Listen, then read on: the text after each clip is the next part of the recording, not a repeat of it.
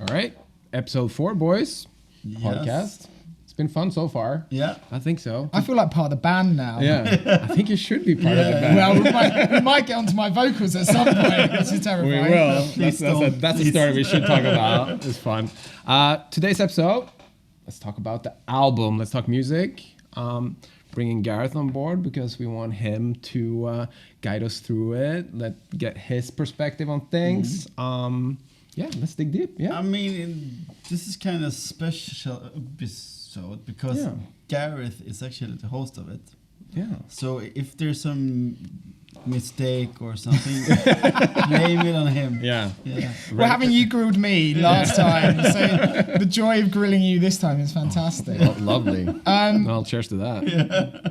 And I think it's quite exciting to talk about music and talk about the art that was created. Because, last time we talked about the process, we talked about the timing, we talked about all of the unglamorous and unexciting things. And I'm really aware that sometimes when conversations about the music industry happen, we use terms like product, which are terms that mean a lot to us and people in the industry use those terms. But for the audience, that feels like an alienating. A product is something you get in a checkout at a supermarket. Yeah.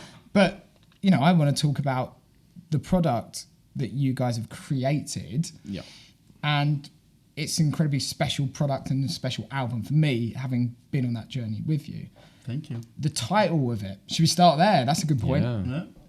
It's a beautiful world. Yeah. It's a beautiful world. Well, we didn't see that coming, did we? Well, seems fitting, I think. Yeah. I think we went through a lot when we talked about this, what we're going to call the label, call a record. And I think it's for me at least, it was aname is supposed to be about positivity.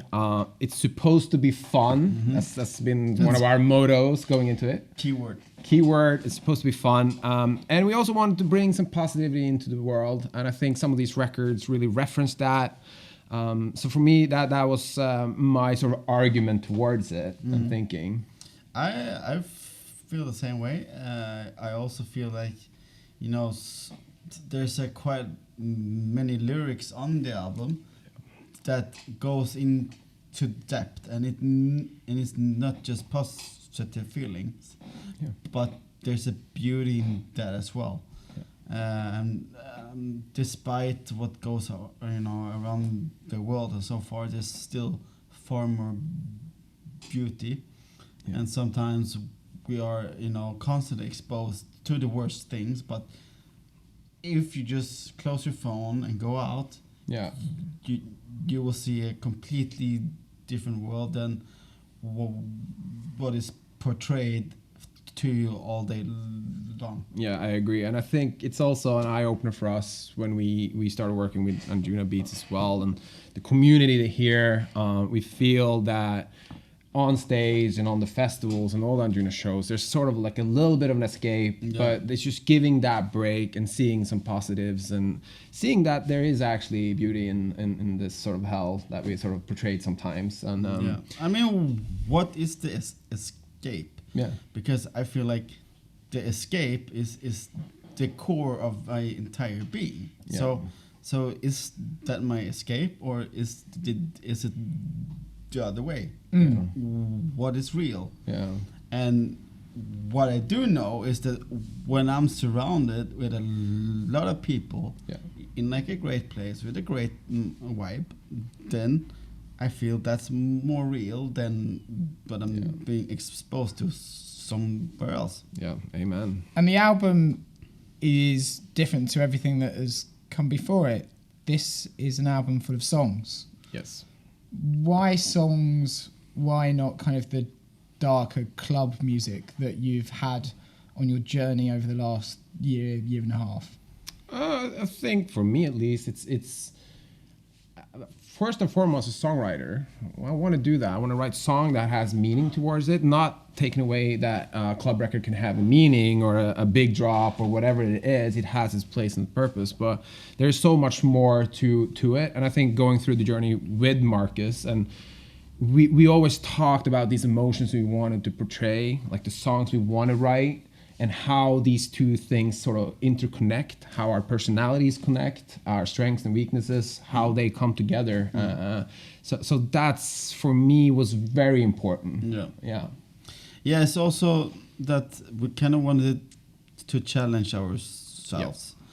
Club records we can always do. You know, it's like a club record could be done in 4 hours. Seriously, it's not that hard. But to write 12, right there on the clock, studio over the road, off you go. To write 12 songs that fits together, and works as a song for other people except for you. That's a real challenge. And I felt like when we went into the project, we promised ourselves, let's give the best of ourselves. We might be really good club producers, we can write club songs all day long, but we wanted to try to push ourselves. Yeah, I think so, and I think it's also a little bit natural with the people we were fortunate to work with. Some of these vocalists and artists are just incredibly songwriters. So putting ourselves out there, facing our sort of what do you call it? Imposter syndrome. Sometimes like, oh, I'm not good enough. I'm not good enough at playing this instrument. I'm not good enough at that. And just facing that and sitting together with this incredible artists like Lidmore, like Bien, Steve from Dirty Vegas, like all of these incredible artists, and seeing their process and how we can sort of add on with our strengths and creating a product that was, you know, I'm very proud of it. And I think it's cool. Well, let's start with Lidmore. He features on 2 records on the album. Someone We Used to Love, which is just, I think, distills your club sound with the vocals in the best way on the album. It is the best of both your worlds. And Peaceful Avenue as well, and the kind of interlude number, which we're sure we'll come on to. How did that connection happen? Where did it start? Started with my cousin sending her version of that song 3 years ago, and first time I heard it, I was like, this has something different. It has a story that's really raw, and it's quite hard to find raw, true, honest stories in songs in our genre, because it's often about we are the night, we are the stars, or something like that, and these lyrics are just brutal. And we contacted them, and we went back and forward for about a year, and then when we then started to talk to her, it all made sense, because she's this explosion of energy. She's really incredible. She's one of Denmark's biggest pop stars. She does all the writing herself. But what's so interesting about her is that she tells the story from her perspective, and it's personal stories. So it's like a diary, and when you hear her lyrics, you feel like you are there. And for us, the most important thing of the lyrics is that they are credible to someone to feel the way she felt it. And that's a key factor. And I just love the way that she is so brave in going out there and telling exactly how she felt it.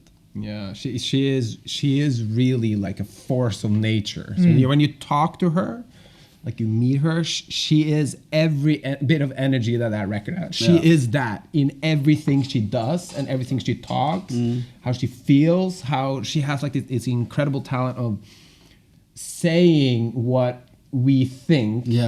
Without what I'm saying, like she could say, like there's this like lines in the actual lyrics that like by himself like it's completely crazy, but in context it just stands out. Yeah. Yeah, you know. You brought a sniper rifle to a knife fight. Yeah, and we're like, how is that? How is that? Where does that Where come did that from? come from in your brain? Yeah, and I think she puts it in the interlude, and that's why we included it. Yeah. It's just that. That's how she thinks about her lyrics, and we just fortunate that she wanted to work with us, and it's natural when she makes us so much better because we just feel like we have to step it up. So she's incredible. Writing songs without cliche in them is incredibly difficult, but writing sentiments that I mean, that's a great example of something you go, wow, that is how I felt, but I've never had it articulated. Yeah, exactly. The line in Someone We Used to Love about, you were the only person that commented on the shape of my nose. Yeah. Exactly. And I once dated a girl that had that anxiety. Exactly. And I'm like, I'm hearing that still, that you've articulated that. And that's the sort of thing that, you know, we put on in the office and somebody goes, oh, it's the song about the nose again. And it sounds weird for it to be defined by that, but that's a lyrical connection that's been made. And she swears, and the swearing is quite intense, but it's not done in a gimmicky way. No. It's done to portray the raw emotion of what is happening. And I'm so anti-swearing in songs. Yeah. And for that to just go, fuck, which it was at the end, you know, so wow. That shows her as a songwriter really just being in her element, I think. Yeah, it's just her. It's so raw. It's so honest. It is just incredible to be part of it, because in the process of making these things, there's ideas back and forth, there's studio sessions, all of that. But there's like this rawness that I think is completely unique to these songs. Yeah, you can't tell someone to have it. You can't No, exactly. tell someone to, hey, do it like this. No. The only thing we told her, because Peaceful News was created together with her on the spot. Yeah. And the only thing we told her, just do you. Yeah. And we put the trust in that. Yeah. And you know what came out from that is just purely raw. Yeah. It's just like, I felt like the first time I heard it, I almost cringed because it just hits and you're just like, oh, that I've been there. You know? Like, this is awkward. Yeah. And her songs, I guess, represent some of the pain on the album. Yeah. Whereas something like Bien is the pleasure, right? Is the joy, is the daydreaming and must be dreaming is that. But isn't that sort of life? And it's like a beautiful world. It's like the contrast is what makes everything special. So it is pain to be happy, and you know, vice versa. And I think that's kind of, you need both, or else it wouldn't be authentic to what we're trying to speak and write about, I think. Yeah. I mean, the case of Bien, foremost, it's a couple people who are generally happy. Yeah. And they write songs, you know, in a way where you feel like it's an indie record, and their vocals could be placed on any style. Yeah. But they have a unique way of writing that is very, very based on country and like old pop. Yeah. Yeah. And so when you put that on the style we do, you get something, you know, uniquely different. Yeah. And when you make something that is such a small niche, because it is kind of a niche. Yeah. Then you want to make sure you do it really, really, really well. Yeah. And whenever we worked with Bien, there's this quality stamp that you just know that when they send you something, it's really good. Oh yeah, it's everything from like they're like the most simple things, like recording, like the vocals. Like there's no need to re-record anything ever. Everything is just perfectly aligned. But I think it's very professional. But it's also very natural, because I feel like their way of writing fits our style very well. Yeah. So there's no force there against the working together. Everything's just fluid. So we can write a lot of songs. And we started with, obviously, Best Part was there, and then this came about, and there's more because it's just like flow. It flows. Exactly. It's easy to work with. Yeah, and it's also because the way their demos are structured. Yeah. It's a very fast way of sequencing songs. Yeah. And we like to, in our songs, get to the point very quickly. Yeah. We don't usually spend a ton of time on the extended mix because that's the kick and outro, you know? Yeah. But the song itself has to be intense enough to keep you there for 3 minutes, but it constantly has to progress. Yeah. So we're asking a lot for a vocal songwriter Yeah. to deliver something that's interesting for 3 minutes. And in their demos to us, there's some many like cool bridges and different kinds of like backing vocals and so forth. So working with that is fantastic. Do you think it helps working with singers and songwriters that are not dance music singers and songwriters? Yes. 100%. Yeah, for sure. It kind of helps us to like get out of it. If we wanted to work with a purely dance music vocalist, we might get something that is tailored to us. Yeah. And then we don't really get something that's uniquely ours. We like it a bit weird. We like it to be raw, and we like it that it has a reference to life as the age we are. Yeah. We cannot stand for 22. yeah. We Should be relatable to 22. Yeah. Not to but say. we cannot relate to something like, oh, I'm standing here seeing the stars. Yeah. Okay, so what then? Yeah. Like we need context into our songs, a context that is has relatable elements for people that are in our age.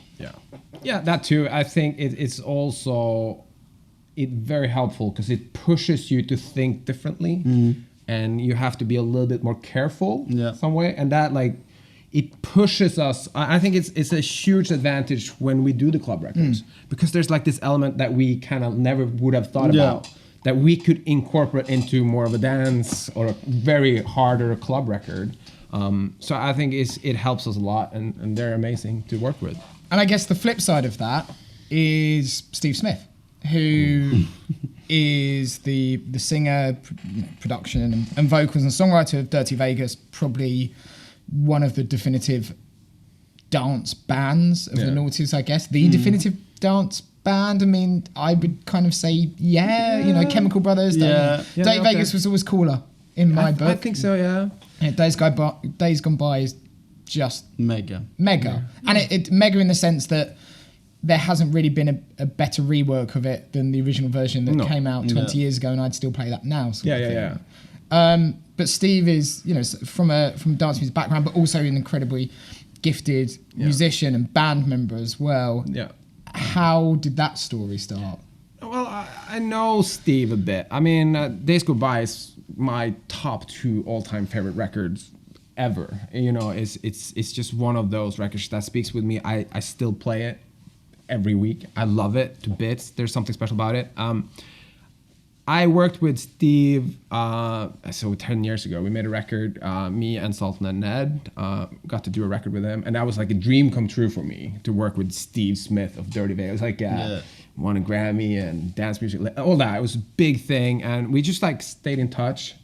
And then it's weird because we talk about sometimes this circle closing or turning back. And you sent us the vocal. I said like, oh, Steve sent me this vocal. What do you feel about this thing? Like he has like this vocal demo idea. Yeah. I was like, oh, of course, Steve Smith, man. I know him, and let's bring the band together. That was the joke of it. Yeah. And then that's just one of the records. It's the title record. It's called A Beautiful World, and I think he encapsulates all of it. Yeah, I think that song is the whole main reference of the entire album, and the reason why is there's this mixture of all kinds of references that we love in one song. There's the old Sasha, Involver vibes. There's the more anthem lead, and there's like this kind of quirky again vocals, and all of that ties together into one piece. And if you dissect that record, every song on the album has one or two things from that song. And for me, it's one of those records that we always wanted to do, but it never came till that day.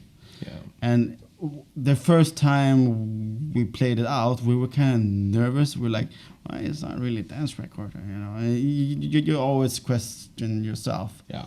And we played it for the first time in Amsterdam at the AD. Yeah. And you just blew the roof off, and you could feel that people connected to it. Even though that version had like a 2-minute intro, and the entire song is like 9 minutes to 30 seconds. But that song has to be the length it is in. It has to be. Otherwise, it's portrayed into a thing where it's not. It's too compact. It needs breathing space. Yeah. You talk about those songs like the Beyond song where it's kind of get to the substance of it, and there's a lot of substance there. Yeah. You're right. Like it's the spaces in between the moments of Beautiful World that make it the song that it is. It does. There's you sit there and for a song to reward you with that payoff after 7 minutes, like it is before, like on the extended mix, before you get to the drop, in a world of like TikTok culture where everybody's thinking of a 30-second sugar hit, it's a mature dance song in that regard. Yeah, and I think the process with it was that we never thought about, we're just gonna make this song the way it feels the right way. It was never like, we have to have this to fit into Spotify algorithm. There's nothing like that. We're just gonna make this song the way it's supposed to sound, and there was no boundaries here, and we made it. And oh well, it's 9 minutes long, but hey, it still needs to be it.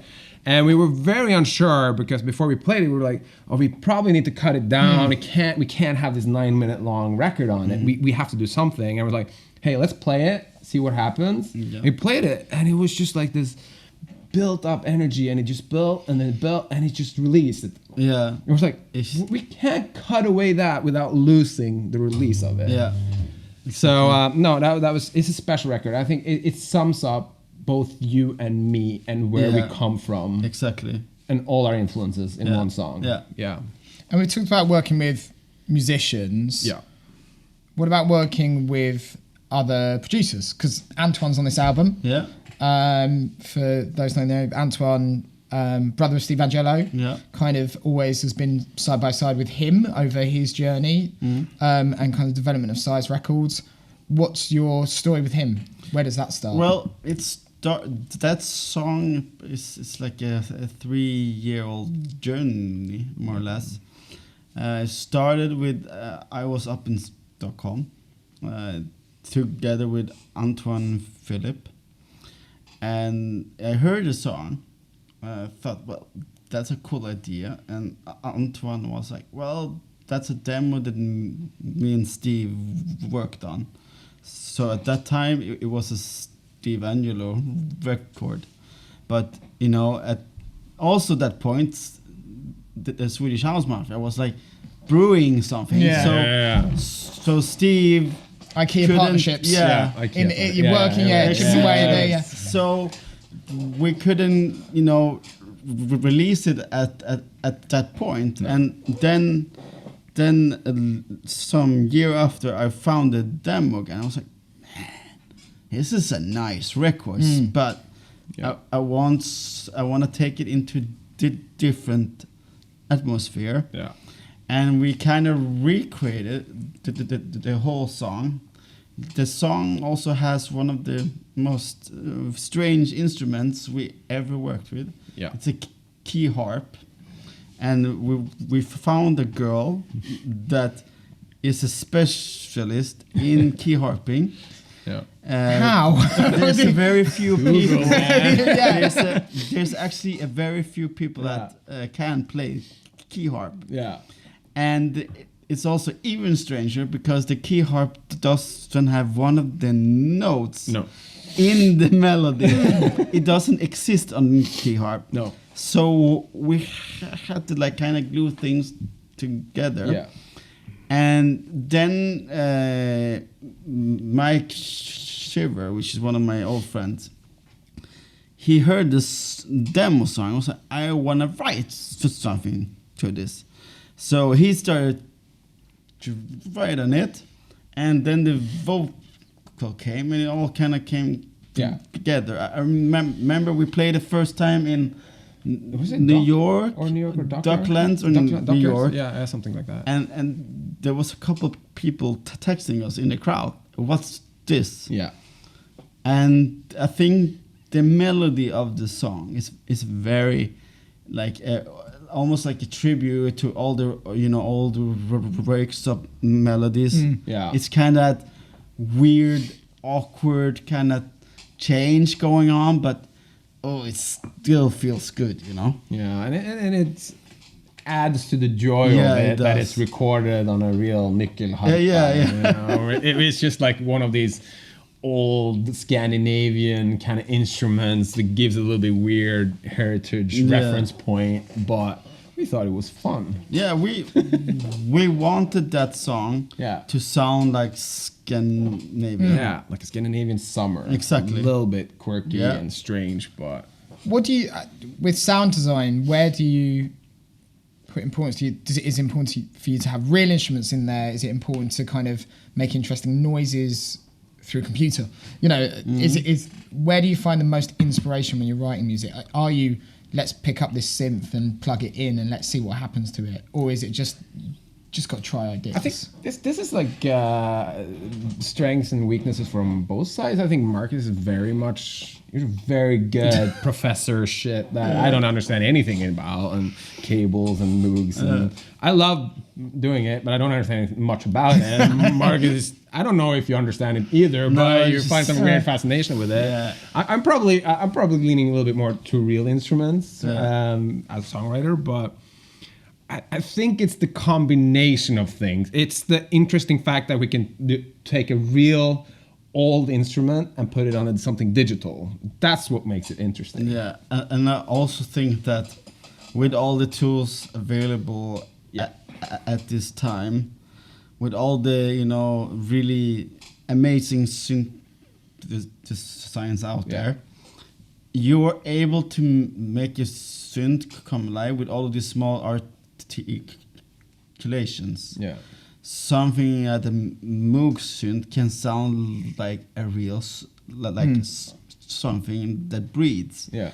But it's also a painful process because you are literally programming every note with a special accent or LFO or some modulation or a small delay like, but you also have to think of like, well, how can I make this sound unique? Because everyone has ability to do these sounds, but you can only use it your way.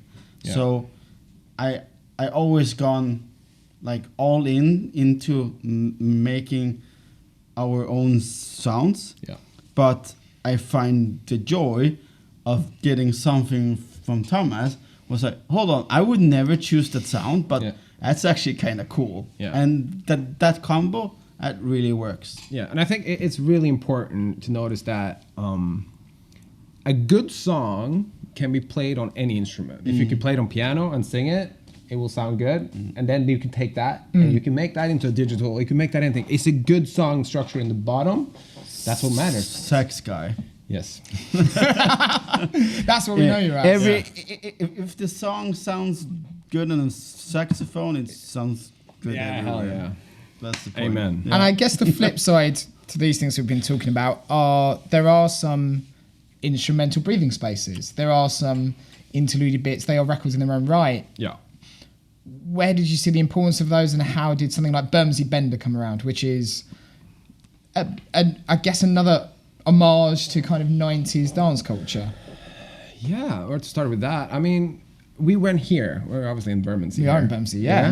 And we've had a bender. We had a bender too, for sure. But the record is not necessarily about that per se. It could be if you want to, but it's also about a positive energy that we get every time we come here over the last sort of year. Been here multiple times, stay at the same hotel, come into office. There's like this energy walking into the office, walking out, walking to the studio. And I think that kind of is how we feel when we're here. Yeah, it's a very special record because there's again loads of references to old Sasha records, old breakbeats and stuff like that.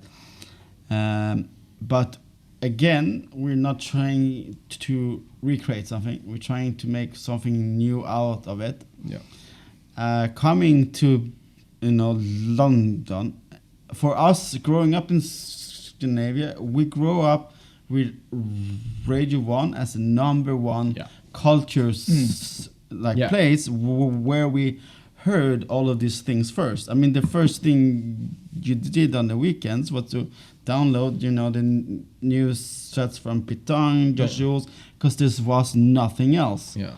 Absolutely nothing. And so our references quickly became what is played in UK. Yeah.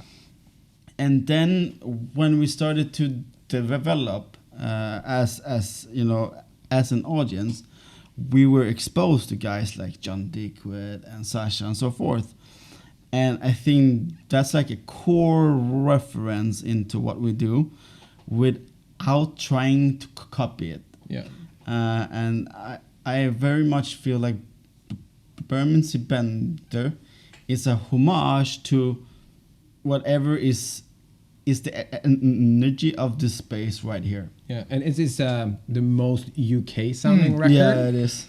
But it's what we feel when we're here. So I think it is I think you put it really well. It is a homage to everything we were exposed to, but our interpretation of how we feel in 2020. There's elements way out west, but then more contemporary wise, there's elements of Forte. And there's a touch of Fred again, sort of knocking around it as well. Bit of bicep maybe. Somebody said that. Exactly. There's a little bit of those UK influences, which is what I always found fascinating about this sort of UK sound that we grew up with. It was always like, it was real songs. Yeah. It was real dance songs. They had like this crazy melody. There was always like the Sasha Involver thing. Just songs.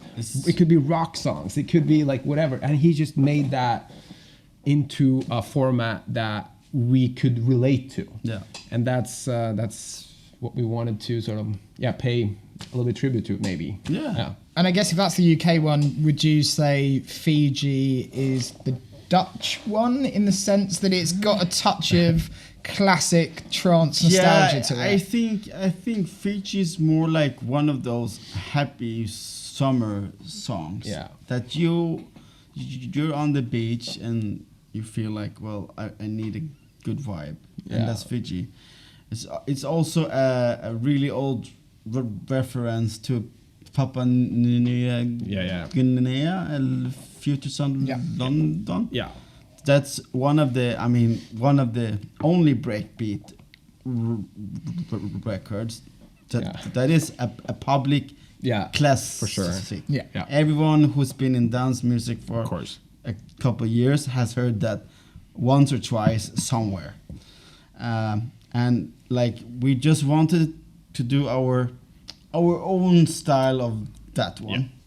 It's a very easygoing record. Yeah. It wasn't something we necessarily thought particularly deep about. And it was more like a very positive. Just a good have fun. vibe. Yeah, have fun in the studio. Come up with like some weird thing. Put some break. Like it was very natural. Kind of like let's just easygoing.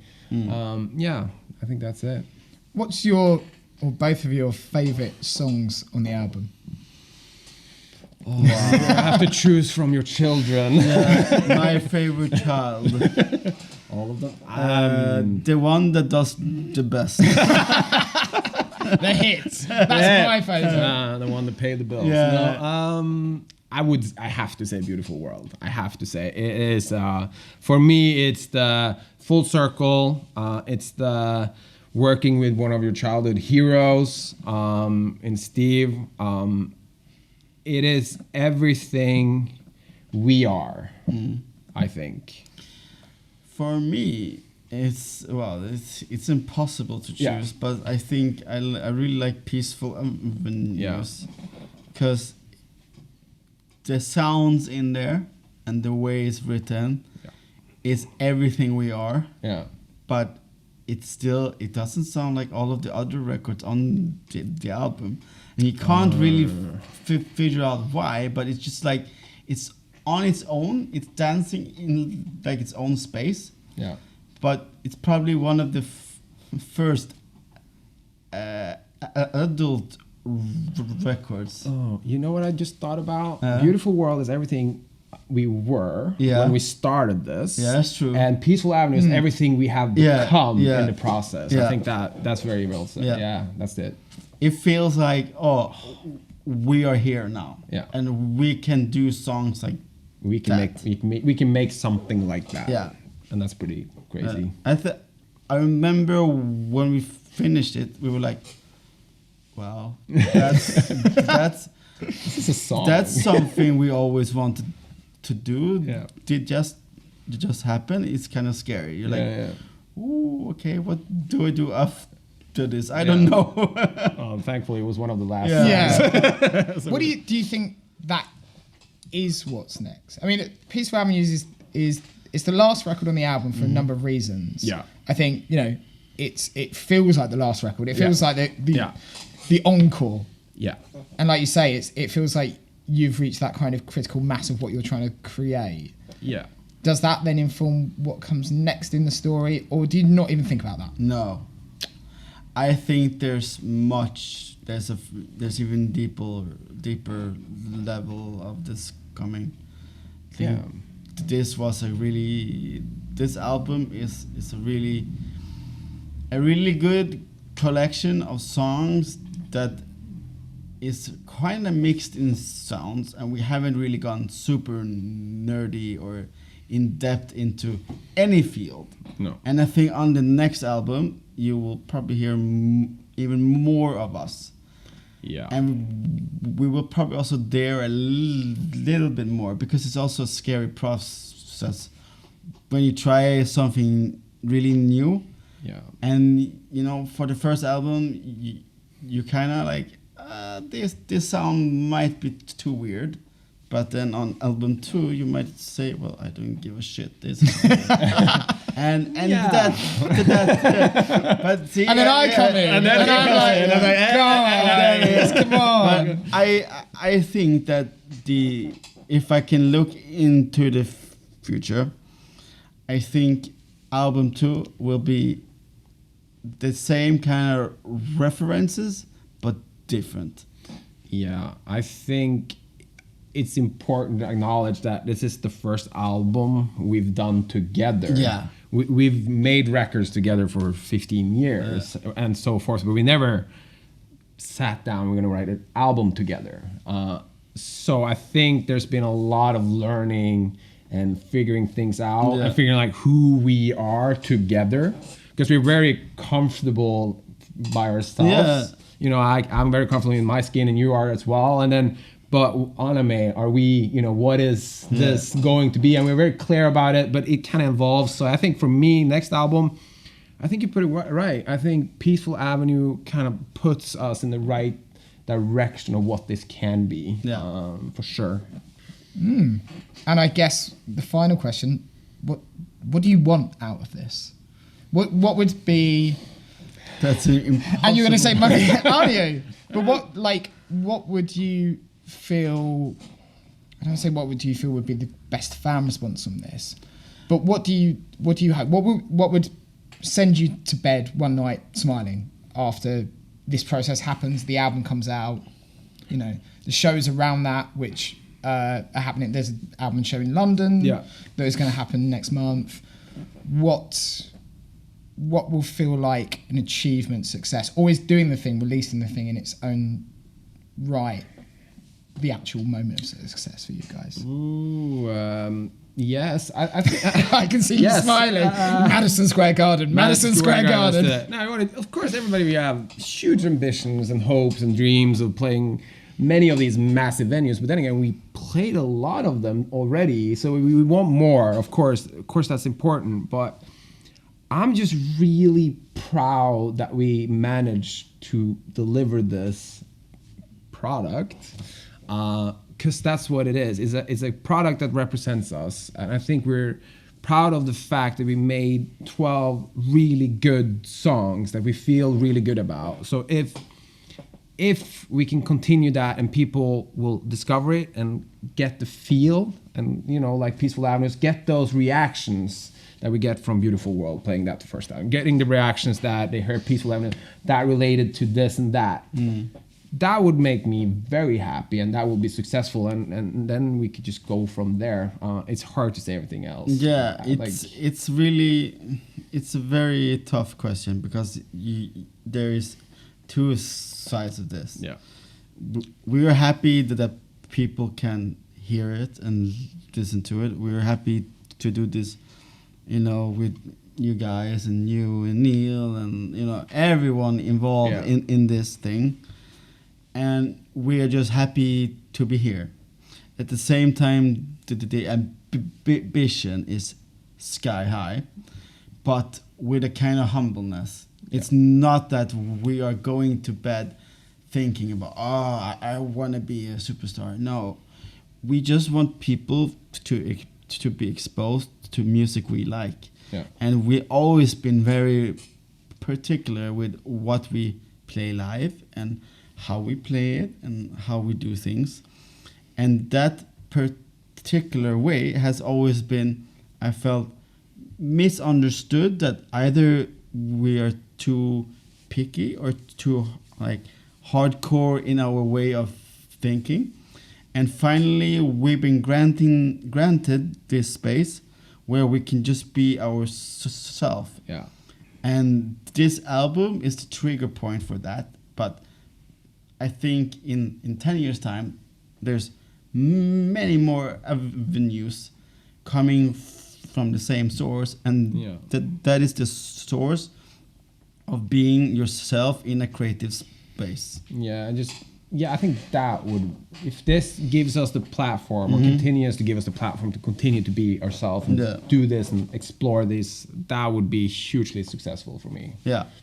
Cool. Well, I guess that ends episode 4 of the Beautiful World podcast. The next one, I think, would be live in London. Yeah, we're also doing one at the Gorge.